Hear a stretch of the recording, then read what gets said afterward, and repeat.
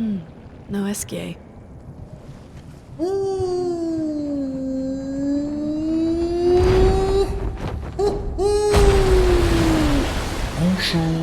mes amis.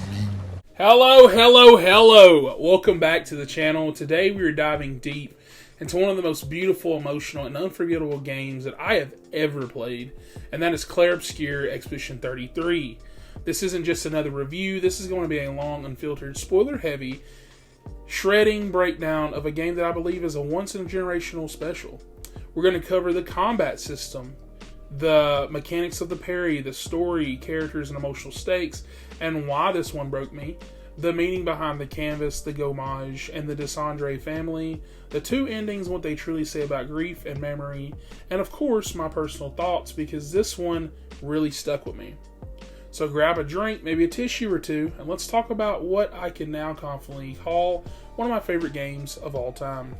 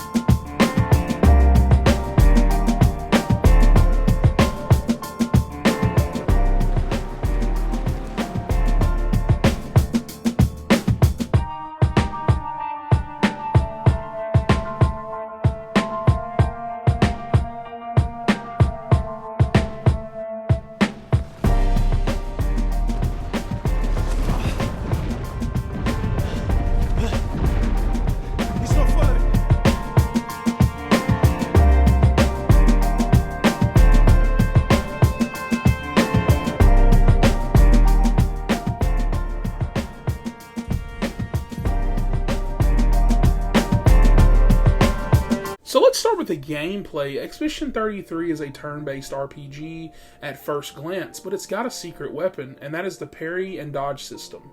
This thing elevates the whole experience because you pick a move just like a classic turn-based game, but when the enemy attacks, you can parry in real time or even dodge. And the timing while sticking at parries, you can do up to 5 in a row, for example, land a full string, do a devastating counterattack, and it gives you that big dopamine blast. The dodge mechanic also lets you avoid those attacks if your timing's right, and if you lock in, it's a hell of a mechanic.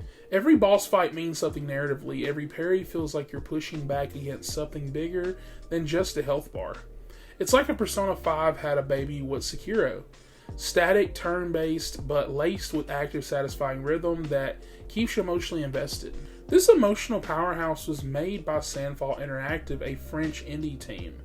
And that matters in particular because this game doesn't feel like a product, it feels like a work of art. Every brushstroke, every line of dialogue, every animation, it's intimate. This is not a AAA money grab, this is pain turned into poetry. And you feel that all the way through.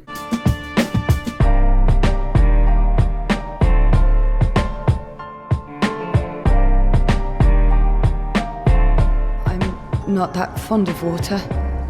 Actually, that's sort of why we're here.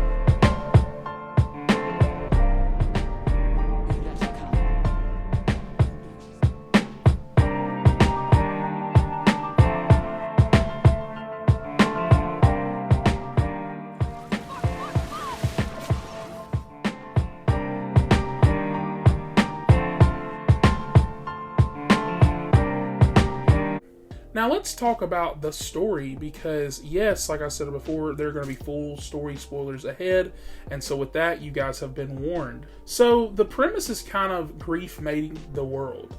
The game takes place inside a painted world, which turns out to be Verso's canvas. It's not a fantasy realm in the traditional sense, it's a memorial. Created by Lune, Dessendre, the paintress, this world is her coping mechanism after the death of her son Verso. She paints the canvas, she brings it to life, the people, the creatures, the cities, they're all brushstrokes born from grief and love. And her husband, on the other hand, Renoir, couldn't deal with that grief the same way. Instead of nurturing the world, he turned to destruction. Every year he initiates the Gommage, a cleansing ritual that wipes out older inhabitants of the canvas. And so the world becomes caught in this tragic loop. Lune creates, Renoir erases. And in the middle of it all, you have Expedition 33. Every year, a new expedition of 32-year-olds, well, I guess they're 32 now, is sent to reach the Paintress and stop the Gommage. And with this being the 33rd attempt, that's why I said they're 32-year-olds. It's like the year before. But this expedition is ambushed, and so only Gustave, Lune, and Sciel survive. Maëlle is separated and later found by a painted version of Verso himself, which we don't know till the end. As the survivors make their way through the canvas, they don't just fight monsters, they uncover the truth. That they are painted memories, not real people. That the Gommage isn't a divine cleansing. It's Renoir's way of stealing Aline's power. That the canvas is slowly dying under the weight of this endless cycle. And as the truth unravels, each character's role becomes clear. Now let's talk about the characters. Gustave is a reluctant leader full of survivor's guilt. There's a moment early on when he contemplates killing himself, and it's pretty raw.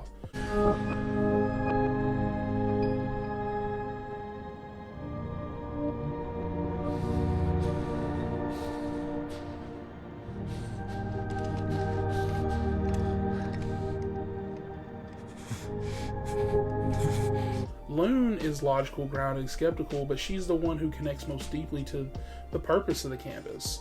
Meanwhile, Sciel is lighthearted on the outside, but grieving the death of every previous expedition, and she knows what it's like to watch the world reset. Maëlle becomes something more. She connects through the painting with Verso, and through him, we find out that she's tied to Alicia and the real world, and she ends up becoming the heart of this game's final decision.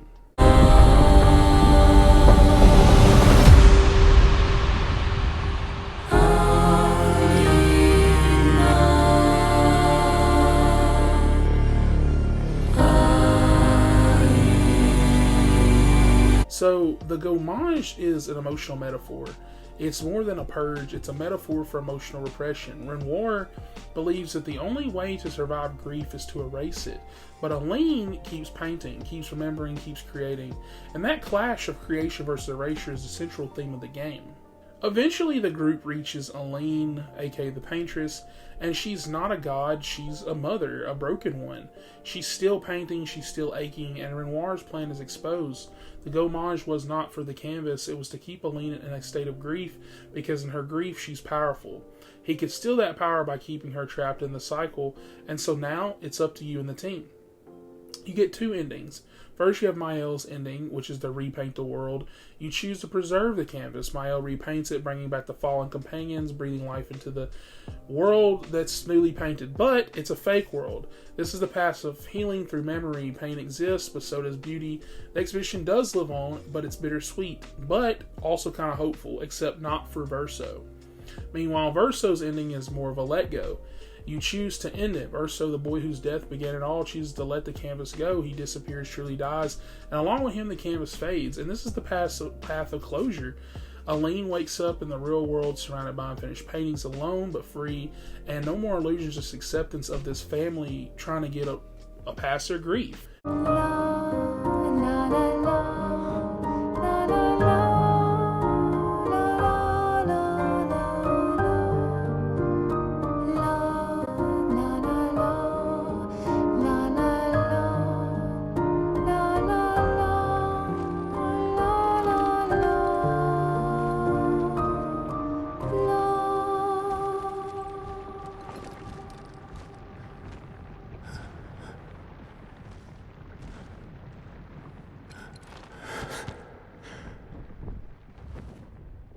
I will miss you guys.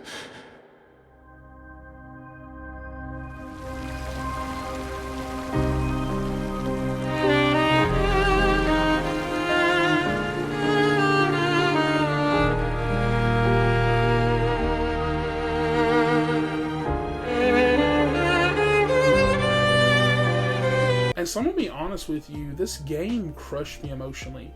You know, first you have the parry system and that intro fight to Gustave's breakdown and inevitable death, to the way Maëlle looked at the painted Verso like he was more than just a memory, just completely wrecked me. And that final decision, I ended up sitting there for about 10 or 20 minutes not knowing what to choose. And do you preserve the world and honor what was created, or do I let go and honor the reality behind the grief? And so I ended up going with Verso's ending, and I chose that believing that love is still love, and I don't really know what's the right answer, but I don't think that Maëlle's was the correct answer necessarily, just because Verso didn't want that, and everything else would really be a lie. But Clair Obscur Expedition 33 is more than just a game. It's a game that makes you think. It's a meditation on grief, art, memory, and love. It's a question posed to the player. What does it mean to remember someone? Is it better to let go or to paint them into your soul forever? And it's the rare kind of game where the combat is art, the world is a metaphor, and every death hurts. And I'll say it one more time, this isn't just my game of the year so far, this is one of my favorite games of all time. So with that, I just want to thank you, Sandfall Interactive, for giving us this world and this beautiful experience. And thank you guys for taking the time to sit through this breakdown and review. Let me know in the comments which ending did you guys choose. Did you save the canvas or let it go? And who was your favorite character in Expedition 33? I believe mine was everybody's favorite, Sciel. Until next time, I will see you guys in the canvas.